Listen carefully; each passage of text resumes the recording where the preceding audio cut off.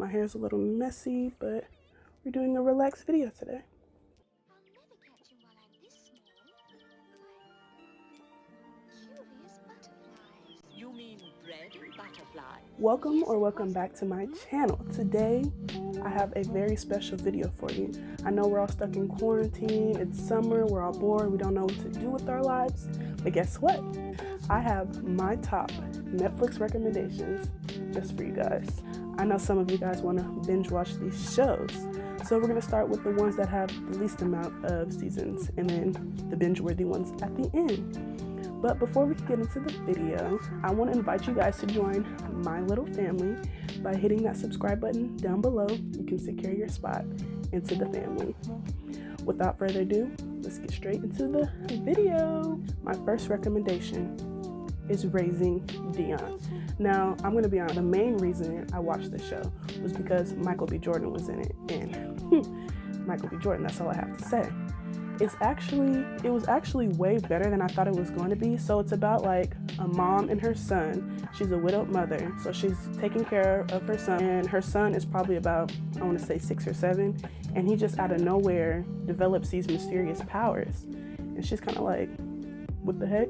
So they have to, well, not they, she is working together with her dead husband's best friend to kind of figure out how her son has powers, and she's also trying to figure out like how her husband died, if that makes sense. It is kind of like a sci-fi type of thing. So if you're into sci-fi, I would definitely recommend this. On a scale of 1 to 10, I would give this show a 8.5. My second recommendation is called The Order. This show has 2 seasons. The Order is so underrated. I feel like if you haven't seen The Order, you need to watch it. Another sci-fi production. If you know me, you know I like a lot of sci-fi. I love powers, witches, werewolves, magic, all that. So this is one of those shows. The main character, Jack Morton, basically goes to college because he wants to avenge his mother's death. His mother committed suicide because of what his father did. And he found out that his father is like the head master of this secret organization called the Hermetic Order of the Blue Rose. So he finally gets his way into the order, which is hence why it's called The Order. He finds his way into the order, but once he gets into the order, he kind of sets himself up for a little more than he expected. He ends up finding himself in a war between werewolves and dark magic. If it sounds interesting, give it a like. On a scale of 1 to 10, I would give this show a 9.5. The next show I'm going to recommend is Sex Education. This show has 2 seasons. The main character, Otis, is kind of like a socially awkward high school student, and his mom, Jean, is a sex therapist. So he's kind of like self-conscious when it comes to being personal about his body. So him and a friend decide to start a little thing at school where he uses his knowledge about everything he knows based off what his mom does and gives advice to his classmates. He charges them, his classmates. The reason I love this show is because it talks about sexuality, identity. It's just so good. It's also a British show. So yes, they do have British accents. The third show I'm recommending is You. Now, I know You is kind of old. It has 2 seasons, but this show is just, it's like a murder, suspenseful, thriller type show. It's not really scary because I'm not a scary person. I don't like scary things. But this show is about the main character, Joe Goldstein. I think that's his name. Joe Goldstein? Or yeah, I think it's Joe Goldstein.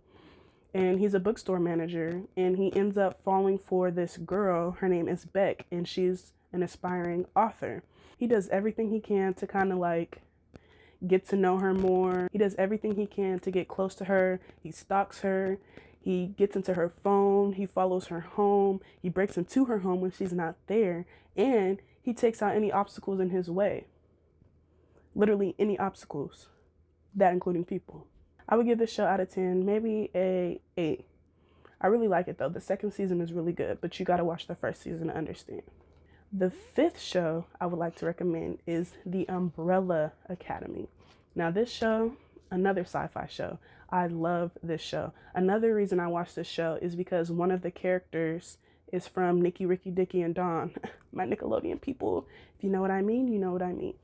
Nikki, Ricky, Dicky, and Dawn. I don't remember which one he was. I think he was Ricky. The one who played Ricky is also in the Umbrella Academy. So I was like, let me give it a go. Also, my sister was hyping it up, so I was like, let me watch it. When I tell you, this show is so underrated. It's basically about 7 kids. So in 1989, like 43 women got pregnant, like out of nowhere. Like none of them showed signs of pregnancy. They just all got pregnant out of nowhere. So a billionaire adopted 7 of the 43 kids and started the Umbrella Academy. Now 6 of the 7 kids had powers. So he taught them how to use their powers so that ultimately they can end up saving the world. So fast forward to the present, 6 of the 7 children have to come together to figure out the mystery behind their father's death. It's so good. It's honestly indescribable. I can't describe it. You just have to watch it. This show, I would give it 10 out of 10. So good. Also, season 2 comes out on July 31st. So you better hurry up and watch season 1 so that on July 31st, you can just go ahead and go in. Or you can wait till July 31st and just binge watch the whole thing. If you've gotten this far in the video, let me know in the comments down below which recommendation has been your favorite so far. Dear White People, 3 seasons. I recommend you start watching it right now. Not only does it talk about police brutality, cultural biases, social injustice, misguided activism, it hits every subject. So it's basically about a group of Black students at a predominantly white institution and what they go through at their school. The show is also based on the film Dear White People. So if you've seen that film, it's kind of like just a longer version of the film. On a scale of 10, I would rate this show a 9. Definitely a 9. The next show number 7, is Good Girls. Now this show, oh my gosh, I was just watching Set It Off with my mom yesterday. If you've seen Set It Off, Good Girls is kind of like the newer version of Set It Off. It has 3 seasons. It's basically about 3 women who are just kind of tired of living their everyday life. They want to spruce things up by robbing a grocery store. Little do they know that comes with a lot more things than they expected. So they find themselves getting deeper and deeper, way more than they imagined. I would definitely recommend this show, especially if you're just bored at home and have nothing else to watch. I would give this show an 8.5 out of 10. Show number 8, 13 Reasons Why. Now, I read the book and I've watched all 4 seasons. I would tell you to skip the book and just watch the show. The show is so much more in depth than the book is. It talks about mental health, suicide, depression. The main thing the show is like advocating for is mental health. So I would highly recommend this show. It's basically about a girl named Hannah Baker who commits suicide. And before she kills herself, she creates 13 tapes basically describing the 13 reasons why she killed herself. And each tape is about one person in her life. So one of her classmates, Clay Jensen, ends up receiving a box of tapes. If he listens to the tapes, he'll find out if he's on them and how he ended up there. I would give this show a 9 out of 10. Definitely 9 out of 10. The 9th show I would recommend is The Magicians. Now, The Magicians, oh my gosh. My friend Makai put me on this show. The Magicians is so good. It's another sci-fi production. It's basically about the main character, Quentin Coldwater, who is going to a graduate school that teaches the students how to do magic. So while he's at this school, him and a group of his friends discover that a magical world that they used to read about when they were kids is actually real and is threatening humanity. So throughout the whole entire series, they're kind of like working together to save the world. I would give the show 9.5 out of 10, definitely binge-worthy. And the last, but definitely not least, number 10, my favorite show of all time is Grey's Anatomy. Now this show has 16 seasons. I binge-watched 15 seasons in 2017. 15, and I watched them in like a month.